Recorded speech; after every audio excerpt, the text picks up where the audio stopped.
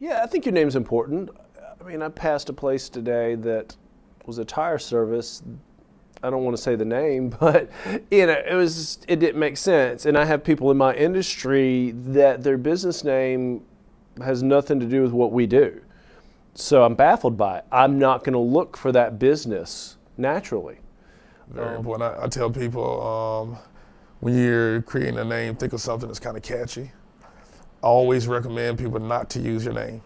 I always tell them, don't use your name, don't use your initials. I would never be Lawrence Carpenter Professional Janitorial Service. I would never be LC. I would never be LRC. Anything that they can bring to draw the business to me, because what I'm doing is I'm promoting my business, not myself. When you start using your name, you start using, letters and acronyms and things like that go along that's attached to you. What you're doing is you're allowing someone to Google you. And I'm quite sure a lot of people wouldn't have given me the opportunity if they'd have Googled Lawrence Carpenter and saw my criminal record. Compared to by me being Lawrence Carpenter and I'm not associated with the business pertaining like the name, I can come into meetings as who I need to be that day. If I need to be the manager that day, if this is what it'll take to get into the door, I'll do that. If it's a person that's a owner and I need to be more personal, I come in as the owner.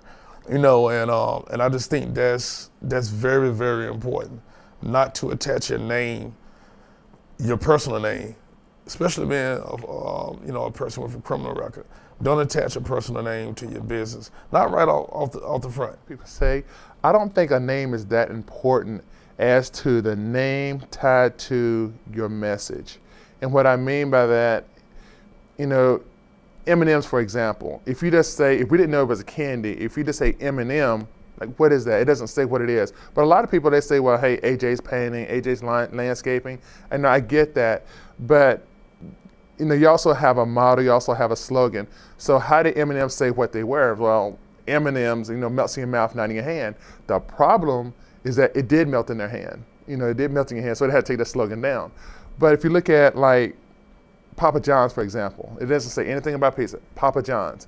But added to the slogan, better ingredients, better pizza, Papa John's. So you have the name and the slogan. So that's what's important, not just the name per se, but it also, you got to live up to that slogan. So if they didn't have better ingredients, if they didn't have a better pizza, they might want to take that down. So that's the important part, I think, with naming a company. Yeah, I was, it's kind of interesting. Even from when I started, like really early, my first business was called Residential Care and Improvement Company. RCI, and I put a lot of thought into that. And the second business was the laundromat business, was the Laundry Basket. The third business is SageWorks. So I like those names. I always put a lot of thought into the names of my businesses.